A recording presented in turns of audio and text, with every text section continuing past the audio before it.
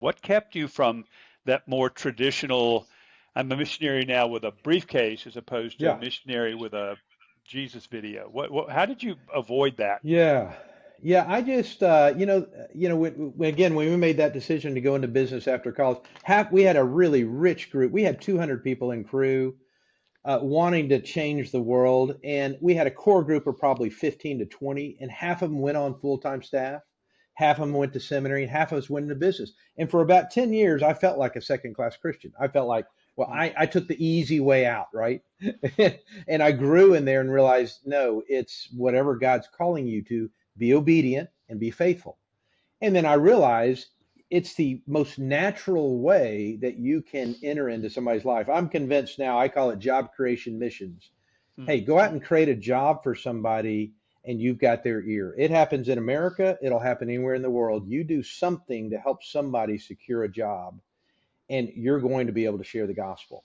Yep. Now, it's up to God to draw them to himself, but I think that's where it came, and just being able to outsource in 2002, be able to expand into Europe, and then sell this company. That's when I realized, okay, this is call it a platform, a strategy for advancing the gospel. And I would say at that time, I wasn't specifically focused on unreached. I was really just focused on people outside of the U.S. in general, because Yeah. in my view, they needed more resources. Yeah. And Yeah, that's it. We'll come back to that. I know toward yeah, the end because of where you're headed, but I mean, lost people are lost people. yeah, You're not more lost if you're in an unreached people group, exactly. right? Yeah, yeah, And your neighbor that's lost needs the gospel just as much. The strategic and missional issue, of course, comes down to there are virtually no Christian resources operating yeah, among the unreached. So that you, yeah, like me, we look at that and think that's just wrong, and we have to yeah. address that. God's calling us to address it. All right, so you guys sold the business. You say you Hmm. sold it a little early, but you Yep. sold it, and Sold under favorable terms. Yep. then what? Got enough money to be dangerous, and so I've been a feast or famine guy. So I feast or famine's how I lived since '99. I have not had I guess a salary from a third party company since 97. I've had to go start something, raise money, take a functional role, and get a salary. Mm, And so you get tight, and then you sell it, and you get liquidity. But when I got liquidity, I said it's time to go on mission. That was part of my self reliance to dependency story. And I think from '03, when we sold the company, to 2013, I would say I became very self reliant. I look back at the church. I would go to talk to individuals in my church. And I got excited about, let's call it business as mission, since that's the term today. And I would talk to wealthy individuals who knew a lot about the Bible. And I'd go to them and say, hey, we can go down to Guatemala. We can go down to Ghana. We can start businesses, use profits to support ministry work. Doesn't that sound great? And it was met with indifference. Like, that's mm-hmm, crazy talk. mm-hmm. And so what I did is I said, okay, there's something wrong with me. So I isolated from the church, to be honest. I took the wrong decision, but I thought you've got to go find your tribe, which I did. And so that's when I came, and I think you and I talked in 2005 to Dallas to hear Ken Eldred speak at a BAM conference, the Mm-hmm. first one I had ever found. It was the very first one in the Yep. U.S. Okay. And that's where I got connected to Integra Ventures, which is an organization I lead now as of 24. But I met them.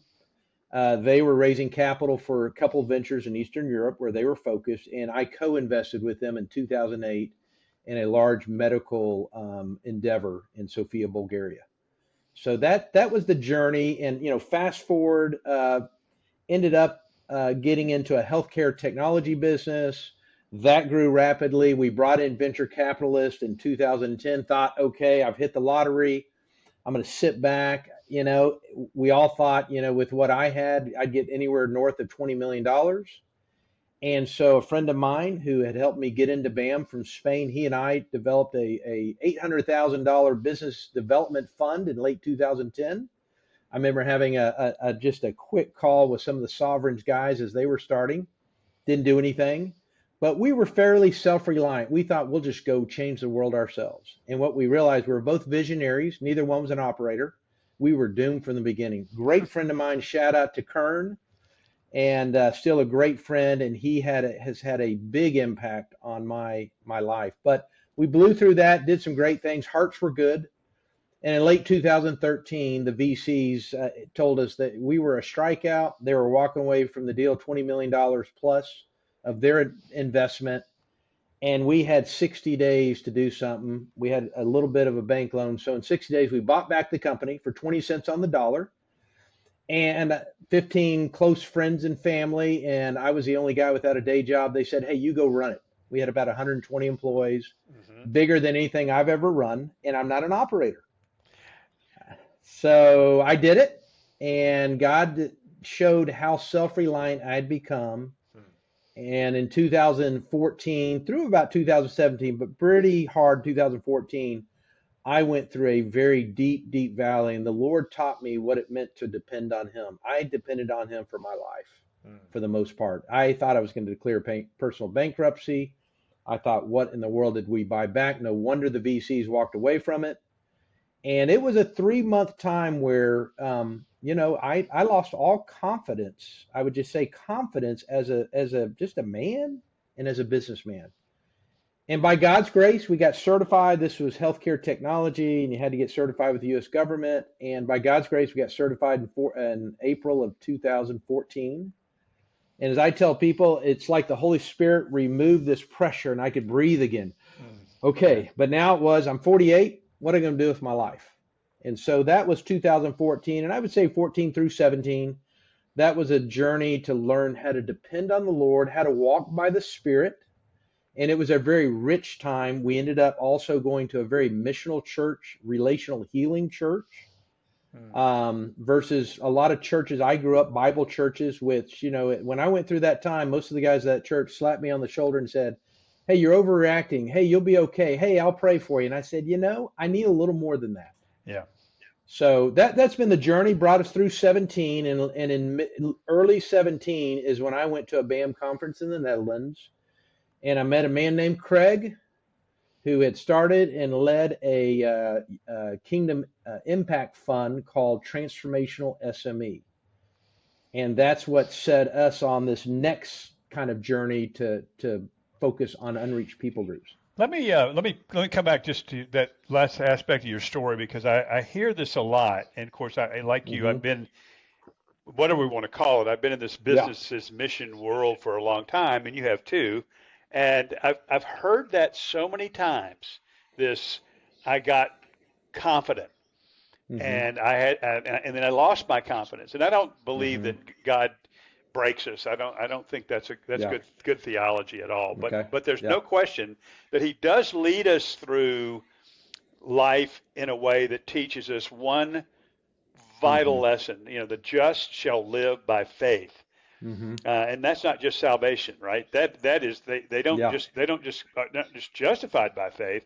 We're sanctified by faith. We walk by faith. We live by faith. We everything. And so I've heard that so many times. I've been through it myself more than once. Sadly, you think I get that lesson, but he's so faithful to bring us back again and again to say, you can't do this alone. You can't do it. I am the one who will do it. I will do it through you. That's huge. And then you said something else in the middle of that, Dirk, I want to point out for our listeners. It's not just a Western me and God thing. You needed other people around you.